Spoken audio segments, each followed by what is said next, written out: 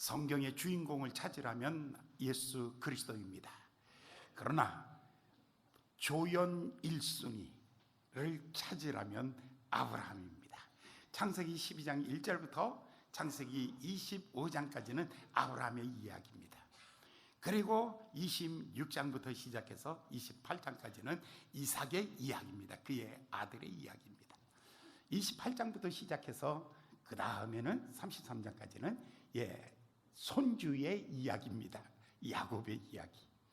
그 다음에 50장까지 이야기를 찾으려면 요셉, 그의 증손주의 이야기입니다. 한 집안의 이야기입니다. 이걸 다 정리해서 신약에 딱 넘기면서 첫 메시지가 이거였습니다. 아브라함과 다윗의 자손 예수 그리스도의 세계다. 역사의 가장 기초석이, 하나님이 보시는 시각에서 가장 기초석 되시는 사람이 바로 아브라함입니다. 아브라함과 다윗의 자손 예수 그리스도의 세계다. 오늘 아브라함을 보고 믿음의 조상이라고 말합니다. 하나님은 아브라함을 보고 나의 벗이라고 말합니다. 비골은 아브라함을 두고 말하기를 그는 하나님의 방백이라고 말합니다. 모든 사람들이 다 말하기를 아브라함은 위대한 복의 근원이다 라고 그렇게 말합니다. 아브라함 바꿔놓으면 믿음입니다. 믿음으로 아브라함은, 믿음으로 이삭은, 믿음으로 야곱은, 믿음으로 요셉은. 사랑하는 여러분들, 하나님은 사람의 외모를 보지 아니하시고 사람의 중심을 보시는데 그 중심에 믿음을 보신다는 말입니다. 여러분의 마음속에 있는 믿음을 보시는 주님 앞에 여러분의 믿음이 칭찬받는 믿음이 있고 책망받은 믿음도 있고, 어떤 믿음은 너무 작은 믿음도 있고, 어떤 믿음은 큰 믿음이라고 인정하신 믿음도 있습니다. 오늘 여러분, 가을이 깊어가면서 가을이 묻어날 때마다 사랑하는 여러분, 여러분은 믿음의 사람이 되어가기를 예수님의 이름으로 축원합니다. 옆 사람한테 다시 한번 격려해 주십시오. 이제는 믿음의 사람이 되어가십시오. 시작. 이제는 믿음의 사람이 되어가십시오. 아멘. 아브라함 이야기를 앞으로 22주간 할 겁니다. 믿음과 언약, 12장 1절입니다. 하나님께서 믿음과 언약, 여호와께서 아브라함에게 일러 가라사대 너희의 본토 친척 아비 집을 떠나 내가 네게 지시할 땅으로 가라. 떠나와 가라. 떠나와 가라. 이게 명령입니다. 이 명령하고 명령 다음에 이 명령에 순종하는 사람들에게 주신 약속입니다. 그런데 우리가 하는 약속하고는 다릅니다. 우리는 이렇게 하죠. 갑은 을에게, 을은 갑에게. 그러나 성경은 그렇지 않습니다. 하나님이 일방적인 것입니다. 그래서 우리가 아직 죄인 되었을 때, 우리가 아직 경건치 아니할 때, 우리가 하나님과 원수 되었을 때 그가 먼저 우리를 사랑하심으로 나의 이름을 불러주시고, 그리고 나를 의롭다 하시고, 나를 영화롭게 하시고, 나를 영광스럽게 하셨느니라. 그가 먼저. 이것을 언약이라고 그렇게 합니다. 다른 말로 말하면 선포입니다. 다른 말로 말하면 내가 너를 창조했고, 내가 너를 구속했고, 내가 너를 지명했고, 내가 너를 불렀으니 너는 내 것이다. 선언입니다. 성경은 철저하게 여호와께서 가라사대 선포로 시작하고 선포로 완성하는 것이 성경입니다. 그런데 오늘 아브라함이 이 명령을 받았을 때 하나님이 그 명령의 뒤에 따라오는 축복들을 세 가지를 설명하였습니다. 2절에서 이렇게 말합니다. 말씀하기를 내가 너로 큰 민족을 이루게 할 것이며 내 이름은 창대할 것이며 너의 후손은 하늘의 별과 같이 될 것이다. 이것은 축복입니다. 축복의 세 가지: 땅입니다, 그 다음에 민족입니다, 그 다음에 복의 근원이 되는 나라입니다. 이 약속을 하나님께서 아브라함에게 주셨습니다. 그러면서 보증 한 가지를 주셨어요. 내가 이것을 보거든, 내가 이것을 보거든 내가 이 말씀을 성취할 줄 알라라는 뜻으로 4절의 말씀을 주신 거예요. 4절에 이렇게 말하고 있어요. 3절에 이렇게 말하지요. 너를 축복하는 자에게는 내가 축복할 것이고 너를 저주하는 자에게 내가 그를 저주하리라. 이건 뭐냐면 명령을 순종해서 나아가는 세월 동안 하나님께서는 그 축복을 완성해 가시는데 그 모든 것의 보증이 뭐냐면 내가 너와 함께 있느니라. 여러분, 무엇이 가장 완벽한 보증이겠습니까? 여러분, 자녀가 해외 나갈 때에 3살짜리 자녀가 해외 나간다고 쳐보세요. 카드를 주는 게 완전한 보증입니까? 다른 사람에게 맡기는 게 완전한 보증이겠습니까? 가장 중요한 것은 아버지가 내가 같이 가마, 그거보다 더 완전한 보증이 없는 것입니다. 2차 세계대전이 끝나고 난 다음에 많은 어린아이들이 죽어갑니다. 고아원의 아이들이. 그런데 아무리 좋은 약을 쓰고 해도 애들이 죽어가는 거예요. 그런데 미국에 있는 선교사님이 이 죽어가는 이유를 찾아냈습니다. 내일에 대한 두려움입니다. 굶어 죽는 것에 대한 두려움이었습니다. 그래서 밤에 잘 때 아이들에게 빵을 크게 만들어서 바게트 빵 있죠. 그거를 안고 자게 하였더니 그날부터 죽는 놈이 없습니다. 내일 먹을 것 있다라는 것입니다. 사랑하는 여러분, 주님과 함께 인생을 걸으면서 하나님의 약속한 축복들이 이루어질 것을 신뢰하며 걸어가시기를 예수님의 이름으로 축원합니다.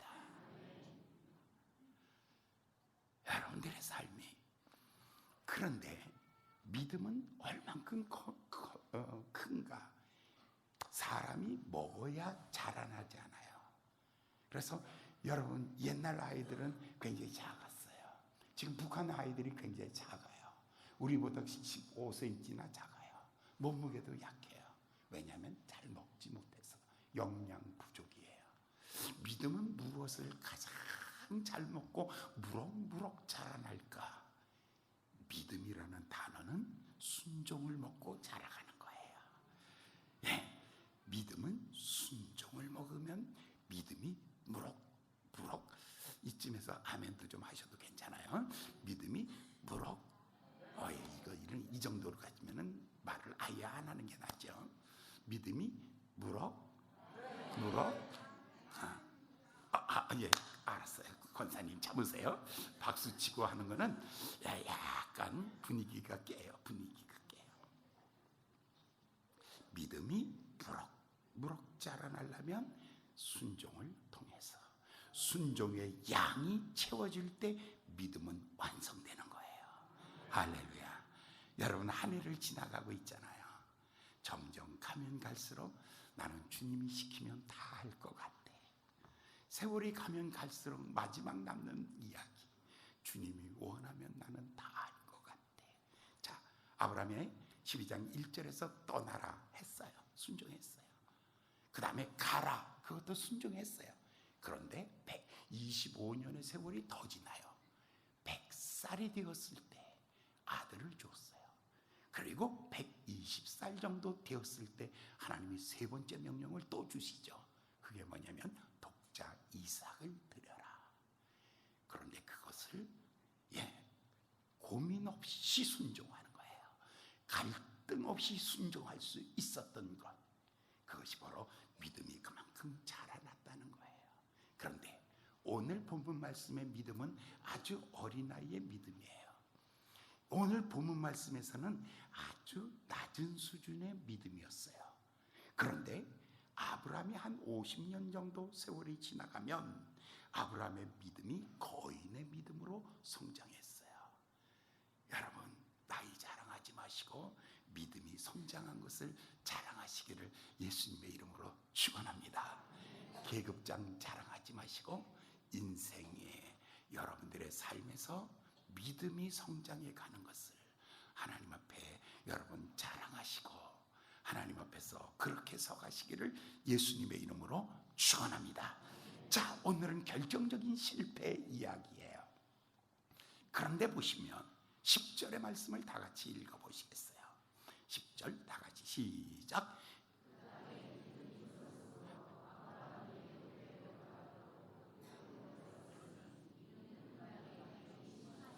자, 여기 보면 그 땅이라고 얘기했어요. 하나님이 아브라함에게 말씀하시기를 너는 갈대 우르를 떠나 본토 친척 아비집을 떠나 내가 내게 지시할 땅으로 가라. 하란에서 그 말을 들었어요. 그래서 하란에서 여기까지는 한 200km 여 정도 내려왔어요. 거기가 가나안 땅이에요. 그런데 이 땅에 왔을 때 이 땅에 왔는데 하나님이 가라 한 그 땅에 갔는데 젖과 꿀이 흐르는 땅이 아니었어요. 거기가 잘 되는 땅이 아니었다고요. 거기가 화려하고 아름다운 땅이 아니었어요. 그곳에 가니까 기근이 심하여. 여러분, 제일 힘든 게 뭐냐면 가난이에요. 솔직히 배고픈 서름보다 더 큰 서름 없어요. 솔직히 제가요 10살 12살 정도 되었을 때 우리 집 앞집이 뭐였냐면요, 경기 여관이었어요. 경기 여관에서 꼭 그 가을 되면 그 굿을 해요. 그리고 굿하고 난 다음에 시루떡을 꼭 담 위에다 올려놓고 그 다음에 또 그 뭐더라 그 굴뚝에다 놓고 다 문 앞에다 놓고 나는 그 아주머니 뒤따라 가면서 다 걷어가지고 와가지고 장롱에다 집어넣고 저녁에 먹으면서 잤어요.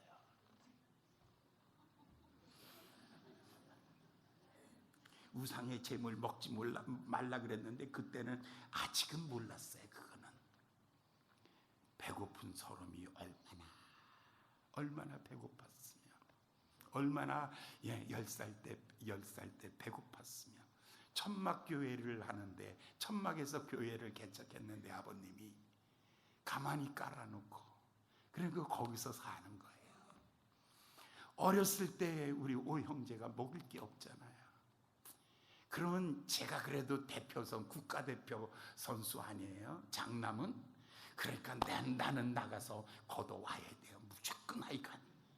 우리 아버님은 하늘의 신령한 은혜로 살고 아침 이슬로 살아가는 인생이고 우리는 땅에 속했으니 먹어야지요. 그래서 우리 가가지고 그런데 그마저도 없다면 우리 봄철에 나가면요 가을에 들어와요. 봄에 집 나가면 우리 봄에 10살 때 봄에 집 나가요. 그러면 가을에 들어오지요. 어떻게? 봄날에 나가면 풀밭에 삘기가 올라오면 삘기 따먹고 그 다음에 싱아 4월 달에 싱아 올라오면 싱아 따먹고 그 다음에 진달래꽃 따먹고 그 다음에 아카시아는 훑어먹다가 그 다음에 이제 그 다음에 무서에 먹고 맨 가을에 이거 먹으면 집에 들어와요. 큰 청무 있잖아요. 외무 그거 이빨로 쫙. 근데 그거는 좋아요. 이렇게 손톱 넣고도 쫙 돌리면 쫙 가죠. 진짜 멋있어 그거. 그 다음에 배추 꼬랭이도 다 뜯어 먹어야 돼. 그거 칼로 다 뜯어 먹고 그리고 난 다음에 콩튀기 해 먹는 거야. 콩밭에 가가지고 콩튀기 하고. 그런데 갈 때는 또 그 불 끄고 가야 되잖아요. 어떤 놈이 쉬해요. 그러고 가요. 근데 그 다음 놈들은 그거 아닌지도 모르고 그거 가지고 찝찝한 거 그거 또 먹고 하여간 이렇게 나면 1년이 그냥 지나가는 거예요. 새해는 새순이 나오면 삘기 뜯어먹고 할렐루야.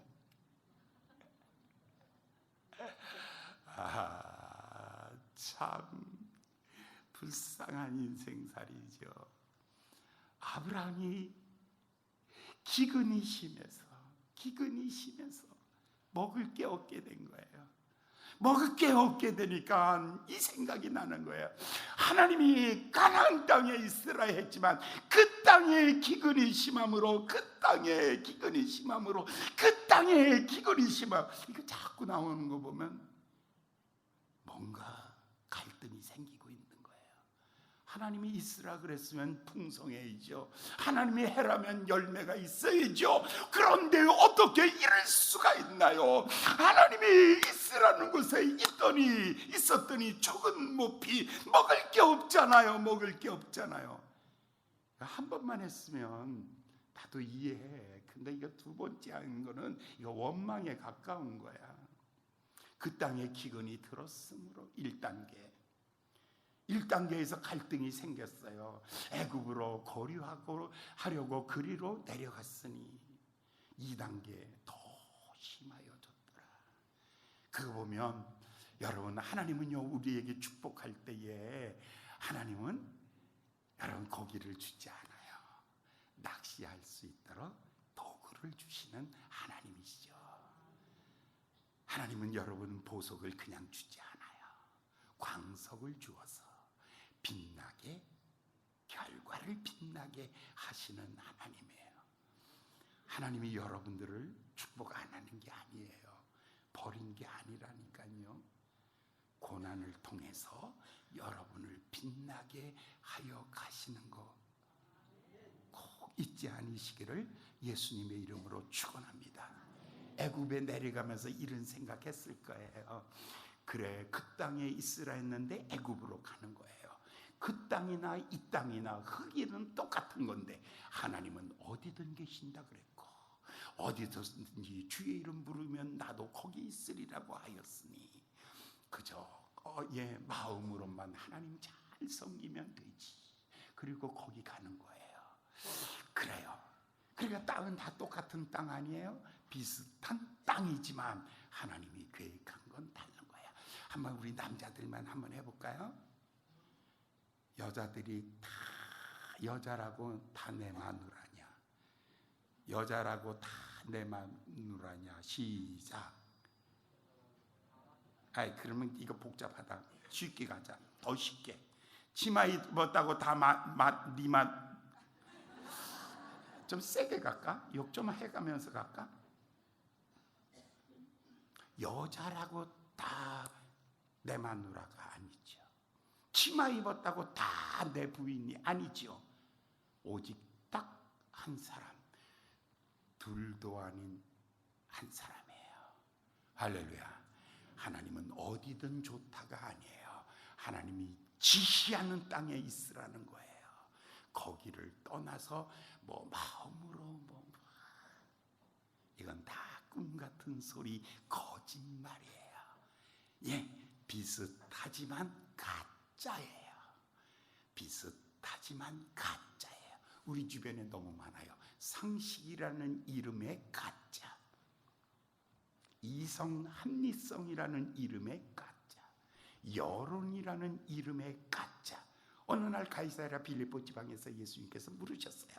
사람들이 나를 누구라 하느냐라고 물으셨을 때 그때 제자들이 이렇게 말하죠. 어떤 이들은 모세, 어떤 이들은 엘리야.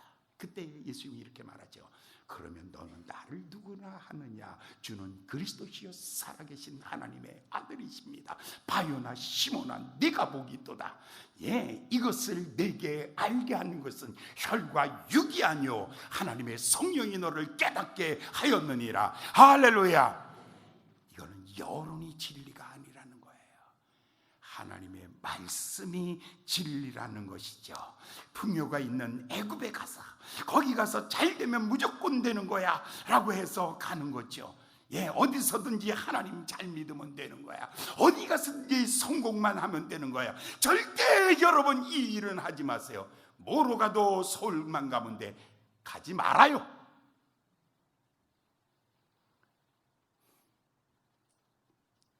우리가 방법론을 무시한 과거를 살아왔어요. 합리적인, 여러분, 뭐로 가도 괜찮아. 서울만 가면 돼. 그쵸? 부정해서 대학만 들어가도 돼. 대학만. 부정해서 진급만 하면 돼. 사기쳐서 부자만 되면 돼. 거짓말해서 나만 잘하면 돼. 아니야. 잘못 배운 거예요. 근데 그 잘못 배운 사람들이 거의 여기 보니까 두 사람 빼놓고 다야.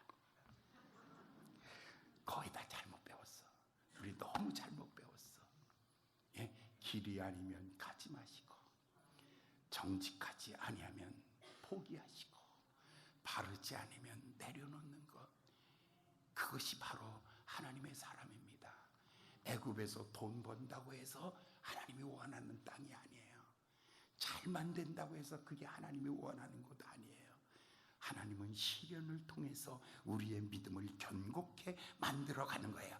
드디어 애굽에 내려왔어요. 애굽에 딱 내려오는 순간에 딱 마음에 뭐가 들어오냐면 두려움이 들어와요. 하나님의 떠난 자리는 두려움이에요. 하나님이 있는 자리. 여러분 마음에 간단하게 제가 다 할 수 있어요. 요쪽으로 튀면 하나님이 있고, 요쪽으로 튀면 하나님 없고? 아니요. 하나님이 있는 자리는 평강이 있습니다. 하나님이 없는 자리는 두려움이 있습니다. 사랑하는 여러분, 여러분이 무엇을 하든 어디서든지 여러분이 평화롭습니까? 그러면 하나님과 함께 가는 거예요. 할렐루야. 여러분, 돈을 벌기 위해서 애굽 가고 있는 거예요. 애굽으로 가고 있어요. 하나님을 버렸더니 뭐가 없어졌다? 마음에 평강이 없어지는 거예요. 그러면서 두려움이 생기기 시작하는 거예요. 11절, 12절 읽겠어요. 11절, 12절 시작. 그가 애굽에 이르렀을 때 그 아내 사레에게 말하되 내가 알기로 그대는 아리따운 여인이라. 애굽 사람이 그대를 볼 때에 이르기를 이는 그의 아내라 하여 나는 죽이고 그대를 살리리니. 이제 남편이 가면서 그러는 거야. 여보, 진짜 당신 잘생겼어. 이뻐. 그런데 사람들이 당신 너무 이뻐가지고, 그런데 그때 나이가 75이야 아브람. 그리고 이 부인의 나이가 65이야. 그런데 진짜 아브람의 눈은 확 뒤집힌 눈이야. 65살 먹은 아내를 보고도 당신은 아리따운 여자니. 남편들 다 눈 확 뒤집어지기를 예수님의 이름으로 축원합니다. 주여 내 눈에 비늘을 벗겨주셔서 아내의 아름다움을 보게 하여 주시옵소서. 믿습니다 하면 안 해요. 정말 여러분들 심각한 사람들이야. 그런데 보십시오. 아무리 상상력은 좋아요. 그런데 그 상상력이 두려움을 가져올 때에는 그건 포기하셔야 돼요. 아무리 좋은 아이디어라도 하나님 말씀보다 위대하지 못합니다.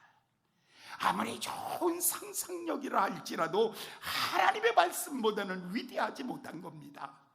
애굽에 가면 잘 살 수 있어.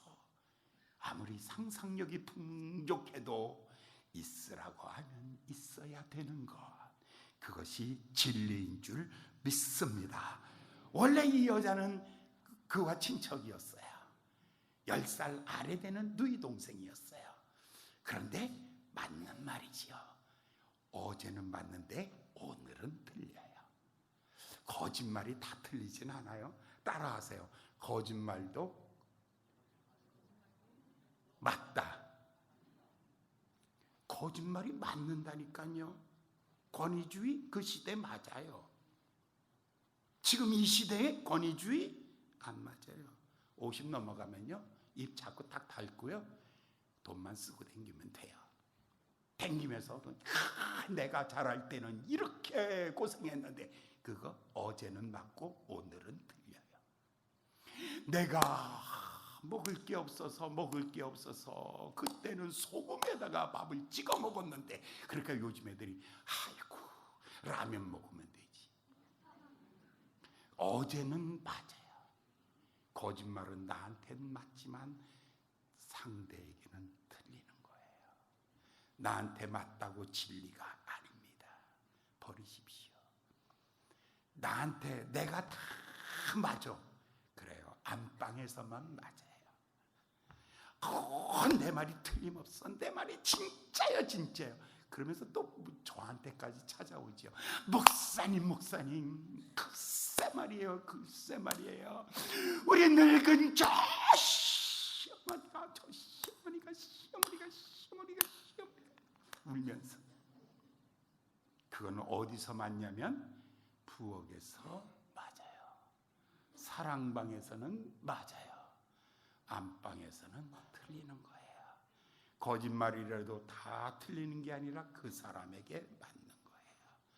그런데 누구에겐 틀려요? 예? 어제는 맞았는데 오늘은 틀리는 게 거짓말이에요. 그것이 두려움이에요. 예, 이 두려움이 엄습하기 시작하는 거예요. 그런데 여러분, 모두가 다 아주 감이 탁월해요. 아주 촉이 발달했어요. 여러분들은 딱 하면 이거 사고 날 텐데 틀림없이 사고 나요. 믿음대로 사고 날지어다. 네, 틀림없이 그래요. 여러분 생각해 보세요. 욥이 시험을 다 당하고 난 다음에 집이 무너지고, 그 다음에 짐승들 다 죽고, 그리고 자식 죽고, 자기 몸에 병이 났어요. 그가 하는 말이 딱 한마디였어요. 나의 두려워하는 그것이 내 몸에 미치고 나의 무서워하는 그것이 내게 임하였도다. 뭐라고 예측하고 있었다는 거예요. 여러분, 뭐가 캥겨요? 돈이 캥기는 사람은 돈에 반드시 무너지는 날 와요. 건강 캥겨요? 건강 무너지는 날이 와요. 다 맡기고 사시기를 예수님의 이름으로 축원합니다. 다 맡기고 사셔야 됩니다. 건강도 주님이 주실 거요, 생명도 주님이 주실 거요, 물질도 주님이 주실 거요, 오늘보다 내일도 주님이 주실 거요. 주님은 날마다 더 좋은 곳으로 주시는 하나님이십니다. 할렐루야. 뭐라고 말해요? 애굽 사람들이 그 여인의 심히 아름다움을 보고 13절 14절 시작. 원컨대 그대는 나의 누이라 하여 그리하면 내가 그대로 말미암아 안전하고 내 목숨이 그대로 말미암아 보존되리라 하리라. 14절 시작. 아브라함이 애굽에 이르렀을 때 애굽 사람들이 그 여인의 아니 얼마나 이뻤길래 성경이 그냥 이뻤다 그러면 좋잖아. 난 이런 말은 써보질 못했거든. 저 아브라함 진짜 어떻게 이쁘다고 아내가 이거 짧은 게 아니야. 이거 심의가 보통 긴 게 아니야. 이거 마누라가 심히 이쁜 사람들은 심의를 다 같이 심히 아름다운 나의 아내. 시작.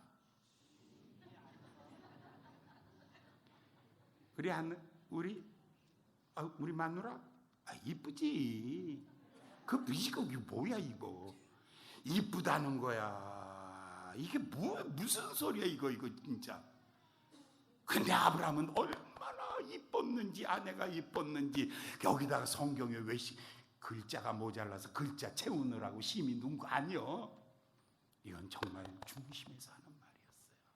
아내를 사랑하지만 내 목숨 때문에 아내를 포기해야 되는 그날이 온 거예요. 그때 떠내보내는 아내를 보면서 이걸로 설교 끝나도 돼. 우리 요 부분 우리 다 같이 읽겠습니다. 그 여인이 심히 아름다움을 보고 다 같이 시작.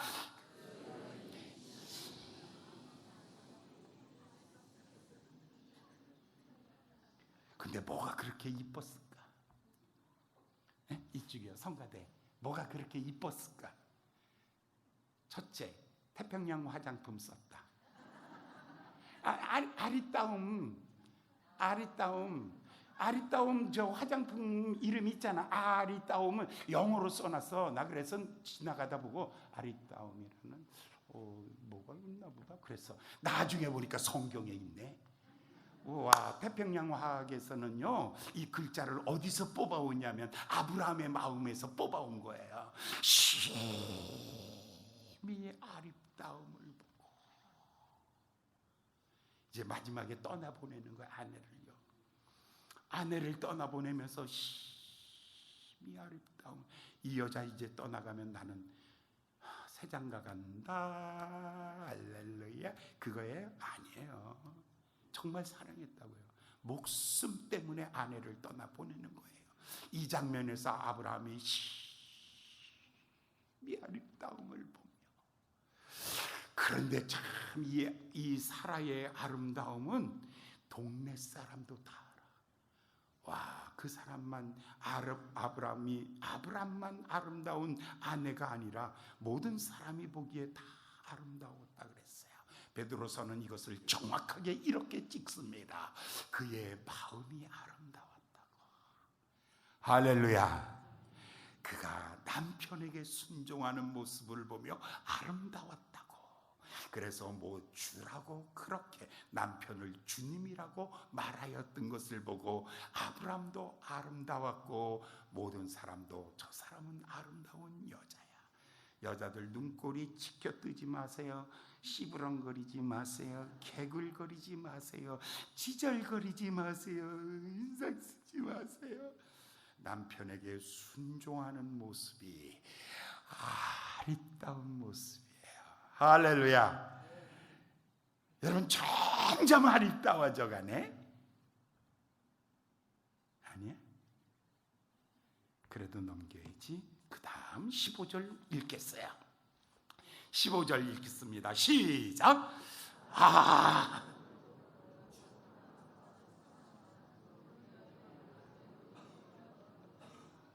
그런데 일이 더 커지고 있어요. 심히 아름다움을 나만 느꼈는데 다른 사람도 느끼고 있는 거예요. 그런데 한 걸음 더 나가서 바로도 느끼고 있는 거예요. 바로가 뺏어가면 못 찾아오는 거야. 왕이 뺏어가면 이 아내를 못 찾아오는 거예요. 그렇죠? 이건 절망이에요. 두려움이 점점 현실이 되는데 이 현실이 얼마나 슬픈 현실이 되는지를 몰라요. 드디어 왕이 그 사라라는 여자를 데려온 거예요. 16절이 바로 이 장면이에요. 16절 시작. 이에 바로가 그로 말미암아 아브라함을 흐대함으로 아브라함의 양과 소와 노비와 암수 나귀와 낙타를 얻었더라. 자, 그로 인하여 아브라함의 저 사라는 누구에게? 바로에게 상납한 거예요. 이제는 당신이 마음대로 나의 누이니까 왕비를 삼든 척을 삼든 마음대로 하세요. 그랬더니 임금이 너무 좋아서 후대하였다 그랬어요. 아주 풍성하게 대접했는데 양과 소와 노비와 암수 나귀와 낙타를 얻었더라. 아내는 이제 그날 어디다가 주고? 왕궁에다 주고 밥 잘 먹고 그 다음에 소 나귀를 다 데리고 어디로 나온? 왕궁에서 나와서 이제 들판에 자기 집으로 돌아오는 장면. 그날 밤에 잠이 들었을까 안 들었을까? 그는 무엇을 얻었어요? 아파트는 얻었는데 아내를 잃어버렸어요. 그는 돈은 얻었는데 그렇게 사랑스러운 아내를 잃은 거예요. 자, 시련이라는 것이 하나님이 우리를 테스트하는 것이 어떤 것인가를 보여주고 있어요. 여러분, 놓치지 말아야 될 것, 젖과 꿀이 흐르는 가나안 땅도 잃어버렸어요. 하늘의 별과 같은 후손도 잃어버렸어요. 너는 복의 근원이 되라는 하나님의 축복도 잃어버렸어요. 하나님도 잃어버리고 아내도 다 잃어버리고 그리고 양떼들을 데리고 집에 와서 그날 밤에 누웠는데 잠이 오질 않는 거예요. 하나님도 없고 꿈도 없고 희망도 없고 미래도 없고 아무것도 없는 날밤에 별이 빛나는 밤에 별 하나 나 하나 별둘 나둘 벼셋 낫셋 드디어 세워가면서 헤아리면서 세웠다 보니까 눈에서 눈물이 나기 시작하는 거예요. 너무 고통스럽고 후회스러운 밤이었어요. 잠 못 이루는 밤이었어요. 먹을 것은 있지만 아내가 없어요. 같이 먹는 즐거움이 없는 거예요. 입을 것은 있지만 보여줄 사람이 없는 거예요. 같이 삶을 나눌 사람이 없는 거예요. 하나님도 없고 아내도 없고 꿈도 희망도 다 잃어버리고 난 다음에 그날 밤에 밤새 울었습니다. 침상을 띄우며 울었습니다. 그게 기도입니다. 깊은 기도입니다. 부르짖음보다 더 위대한 기도는 마음에 뉘우치는 기도입니다. 내가 잘못했구나. 내가 잘못했구나. 멀리 멀리 갔더니 처량하고 고나며 슬프고 또 외로워 정처 없이 다니니 예수의 순애 주여 섭섭하여 울 때에 눈물 씻어주시고 나를 위로하소서.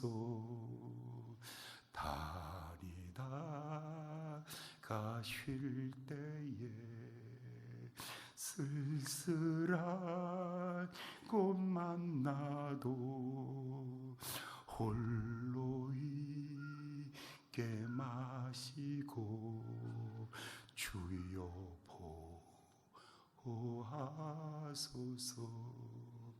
예수의 순애 주여 지금 내게 오셔서 떠나가지 마시고 길이 함께 하소서. 돈은 있는데 먹을 것도 있는데 하나님도 없고 꿈도 없고 아내도 없고 아무것도 없는 이 외로움. 그날 밤에 하늘을 놓아 통곡하면서 아브라함이 울고 있습니다. 아브라함이 울고 있습니다. 아브라함의 눈물에서 눈물이 쏟아지는 거예요. 바로 그때 하나님은 일하십니다. 여러분이 정말 주여 내가 잘못 살았습니다. 전부여 의지 없어서 손들고 옵니다. 주 나를 박대하시면 나 어디 가리까. 주여 내가 이제 주께로 나옵니다라고 두 손을 들고 하나님께 나갈 때 그날 하나님은 일하십니다. 17절의 말씀입니다. 희망의 시간이 왔습니다. 하나님이 개입하십니다. 하나님이 그 자리에 살아계십니다. 우리의 실수까지도 우리의 약함까지도 하나님의 강한 손이 붙잡고 계십니다. 17절 크게 읽겠습니다. 시작. 여호와께서 아브람과 아내 사라의 일로 바로와 그 집에 큰 재앙을 내리니라. 하나님이 개입하시는 하나님이 개입하시는 거예요. 여러분 나라 잃은 서름 얼마나 힘들었습니까? 여러분 3.1절 때 독립운동 하던 사람들 16명이 장로님 33인 중에 16명이 장로님 목사님입니다. 대한민국에서 독립운동 하던 사람들 다 조사를 해보니까 40%가 50%가 넘게 다 크리스찬들입니다.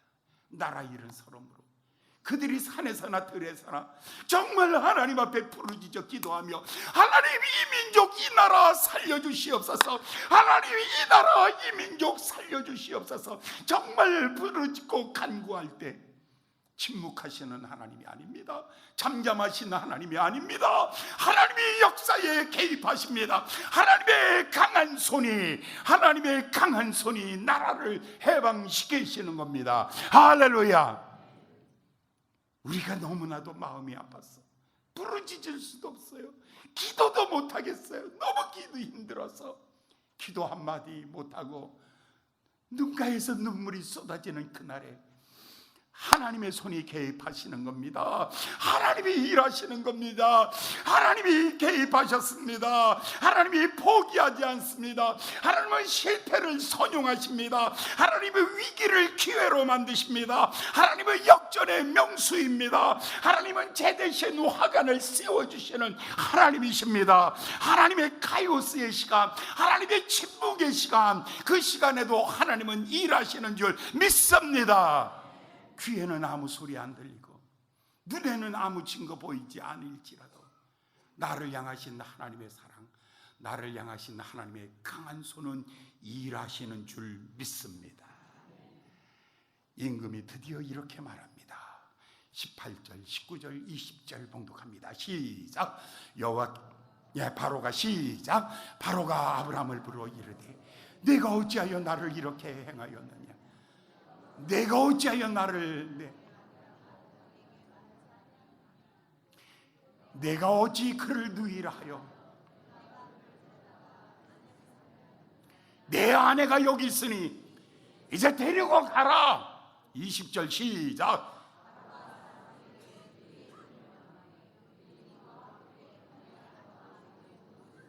모든 소유도 다 가지고 가라 했어.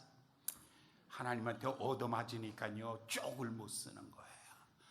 하나님이 드디어 하나님이 개입하시니까 원자폭탄이 그냥 한 방이 떨어지니까, 한 방 떨어지니까 다 가라.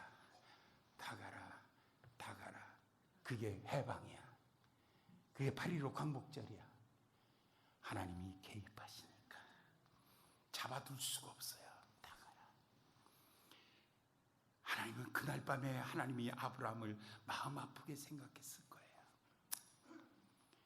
내가 그것을 잘 견뎠으면 좋았을 텐데, 그러나 그 시련이 내게 양약이 되리라. 그 시련이 내 믿음을 키워주리라. 그 시련이 너를 세우리라. 그 실패가 너를 세우리라. 실패는 이거 실패가 아니에요. 오히려 그것이 너를 성공케 하리라. 다시 원점으로 왔어요. 데리고 가라는 거예요. 이제 이것을 다 데리고 다시 오는 거예요. 하나님의 언약의 약속은 다시 살아납니다. 내가 너에게 지시할 땅에 있어라. 그리하면 하늘의 별과 땅의 모래알과 같이 내 후손을 주리라. 내 이름은 장대할 것이며 너는 복의 근원이 될지니라. 할렐루야. 다시 하나님의 약속이 살아납니다. 사랑하는 여러분, 포기하지 마세요. 기도 한마디 하지 못하는 그런 절망에 있을지라도 여러분 포기하지 마세요. 하나님께서 여러분에게 개입하시면 하나님 다시 일어나게 하여 주실 줄 믿습니다. 하나님의 약속을 다시 붙잡고 일어나시기 바랍니다. 홍해가 가로막아도 당당하게 서 있기를 바랍니다. 요단강이 가로막아도 발로 밟으시기 바랍니다. 여리고 성이 앞을 막아도 행진하시기 바랍니다. 여러분 포기하지 마세요. 여러분 포기하지 마세요. 이번 주제는, 오늘의 주제는 뭡니까? 시련을 뛰어넘어갈 수 있는 믿음을 가지시기를 예수님의 이름으로 축원합니다. 시련을 극복하는 믿음을 갖기를 예수님의 이름으로 축원합니다. 기도하겠습니다.